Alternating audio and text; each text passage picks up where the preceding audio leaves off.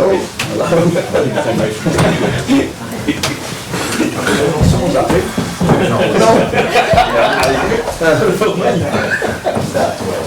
I told myself a joke. I really like that. You can share. A new one.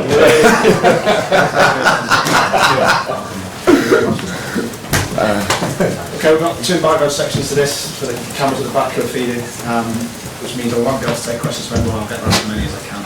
Right, so we've got PLP, Sky, Beacon, Sword, for sure. And then try and get as many other ones. Vinny, the first couple. Everyone's okay.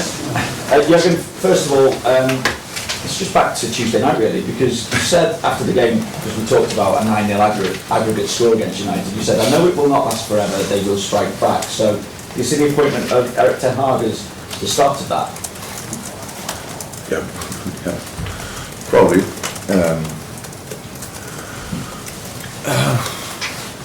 Yes. What can I say? That's In what way though? Why? What is it about him? What do you think the appointment can possibly do, I suppose? They know now probably what they want to do in the future. They can now start with whatever they want to do for the next season, for the next years. I don't know how long he signed. That's it. Firmino, has he recovered? And does he come back into the squad? Any other problems as well from Tuesday night? Not that I know yet. No other problems. And Bobby getting better and better. It's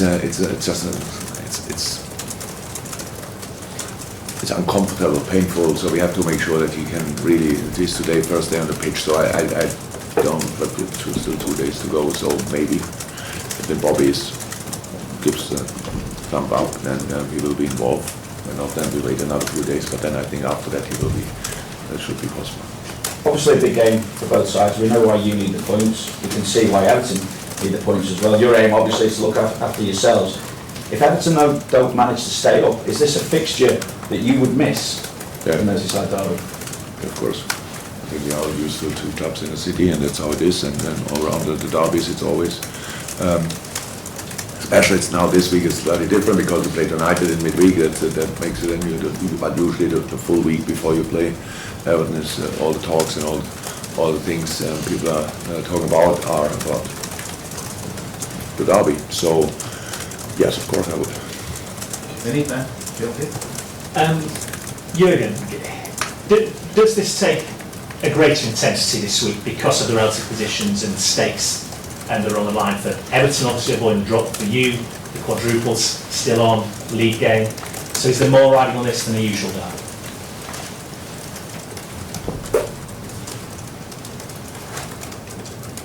Maybe yes, but this derby's never lacked intensity, to be honest. And that's, I love intensity in football, I love physicality in football, but just there's a rule book and just make sure that we all stick to that. Don't go over the top. These kind of things they make it like in the good old times. Let me say it like this. And even we suffered from these situations. I just want to have a very intense, very physical, and legal aggressive football game, but not more. So because we play games after the derby as well, we should not forget all of us and them us. So that's all. But apart from that, was always very intense. And yes, this one is important for both. But I can't remember when it was not important for us. I can't remember. It was always. I don't know where we would have been without the points against Everton, or we could have been if we would have won last year, which we lost, obviously. It would have been very helpful. Yeah, maybe a little bit more, but always intense. With that in mind then, at this particular stage of the season, we often talk about the mental side of the game. How great is your role now, given the number of big games, even by Liverpool standards, that you're going through over, well, of course, half-week periods of the season? Yeah, we don't think about the other game. It's one game. It's really like this. It's just Everton. And so that's a big one historically and in the situation now as well. So no need to think about anything else, not about the last. Take what you can take from the game. If there's some confidence, some fluidity, whatever. But it's a different game. Again, when we stop here, we do the proper analyze now again and I watched Everton obviously a couple of times, but now the proper analyze and then make a game plan and either will follow or do even better on the pitch than the coach knows wanted, and then let's try to win the game. Thank you. Juliet, BBC. Jürgen, a couple if I may. I know it was an emphatic performance and result on Tuesday, but talking to the players afterwards as well, it just seems to be that they're enjoying it. It's fun for them, this challenge, and it just seems to be a whole smile around the place right now. Not all the time, but a lot. Yes, it's a situation we didn't expect to be in. We never been in a situation. It's incredibly tough. You know, we play pretty much all the time. But you obviously spoke to him after the game. That was a good moment. In these moments, we all love what we do when you win a game, when you win in such an important game, when you win in the manner we won the game, and all these kind of things. But it's true. We love the situation we're in. That's you cannot plan it, that you are still in around everything, and we know there's nothing we achieved so far yet, or at least not a lot. We won one competition, that's great, but 3 others to go, and the next one is a very important Premier League game. Yes, the boys are in a good moment. I like to say in this moment we were in a good moment, because we have to prove it unfortunately again on Sunday, but so far it's good, and yes, we are looking forward to everything what is coming up.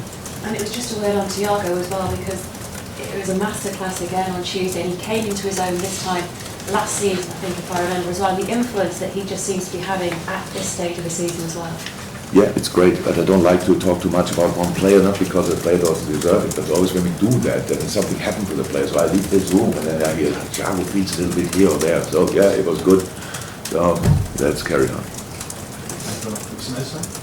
Jürgen, a year ago on Sunday you drew against Newcastle at Anfield, but then you went on to win the 5 games to get Champions League football, and we've seen what you've done this season. Has it surpassed your expectations where you've come from there, from that difficult spell to now, or did you always expect it to turn around and see the best Liverpool again? I didn't expect us to win the World Cup, be in the FA Cup final, semi-final Champions League, and 1 point behind the lead of table. We didn't think about that, to be honest, but I knew we will be better. So what we did last year, what the boys did last year, was really special in such a difficult situation to get qualified for the Premier League. Champions League was massive. There were a lot of moments before the Newcastle game. I didn't know that was 1 year ago, but before that game, I had a lot of moments where I thought, that's difficult, and we will not make that this year. We had moments where we thought, okay, hopefully we don't have to play conference league. And so that's how it is, because it's okay, but then does that start? And then you have to readjust the pre-season planning and all these kind of things. That's how it was. We didn't know exactly where we'll go to, and if you make them plans, you have to. If we sit down in this period of the year, you always sit together. You go for the games, but the rest you plan around for the next season. And that I remember these thoughts. And then we won 5 games. The boys won 5 games in a spectacular manner. West Brom, Ali, had all these kind of things. Outstanding. Loved each bit of it. But saying that, we knew in the moment when we can bring Ibu and when the other 3 boys are back, yeah, we will be stronger. That's clear. When you are third, and you will be stronger and learn. And you had a bad year, like for different reasons. It's a normal human reaction that you intensify pretty much all efforts and stuff like this, and that's what we did. But then we had, I think, an absolutely okay first part of the season, but it was not that people were over the moon when you're 14 games points behind the leader, and probably other teams, a lot of other teams in between us and them. But again, what the boys made of that is pretty special so far. But that's it. We knew we will be better, but that we will be in this position, I had no idea about. I know you said you didn't like talking about individual players, but Naby Keita's been putting in some very good performances. How exciting is it to work with him, and how much more to come from him as well? Yeah, it's the same situation, I would tell you. I don't like to talk about it because it's exactly the same expectation from my side, that I go outside and somebody tells me Naby cannot play. But Naby was fit, and when Naby could get some rhythm, it was always really good. Unfortunately, he could not get as much rhythm as he wished, as we wished in the past. Maybe that's over now. And the future is bright, man. He's a great player. Wow. They did both. So, free, but when did Naby come here? Oh no, is Naby a free 4 years? Free. Yeah, oh, sorry. The year before, it was Keita and Thiago were the best midfielders in the Bundesliga, by distance. So we took first Naby and took later Thiago, so that was obviously a good idea.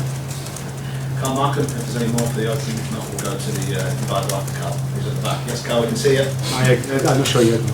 Hi, Jürgen. Sorry, it is another Thiago question, but apologies.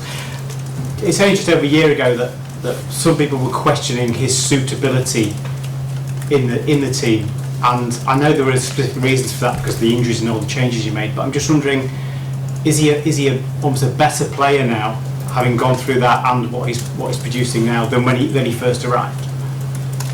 Is that possible? Yeah, but people were questioning if he suits our football, or what was it? Yeah, there was a lot of talk about how he seemed to slow the play down. There's a lot of talk around him slowing the play down, and that was the question that's being raised about him, I think. Thank God these people don't make decisions. So if you, that really, it's like if a player is calming a game down in moments, due to a lot of reasons. One of them is just to have a look, whatever. But it's of course nothing we thought was always good. So, but more important, Thiago wanted to join us, and he knew how we play. It's not that he's a real football person, he thinks a lot about football, and he knew how we play. He knew he will fit in, and we knew it as well. So it's all about, in this case, it's always about being fit, staying fit, and getting used to the slight differences to the former club, whatever these kind of things are in different teams. But and then you can go from there. So it was always good. I think Thiago was only one problem. He was injured. And it started with an Everton game, to be honest. So that's how it is, and that didn't help. That was never a question about if he will suit or he only signed him because we knew he will help us. Thank you.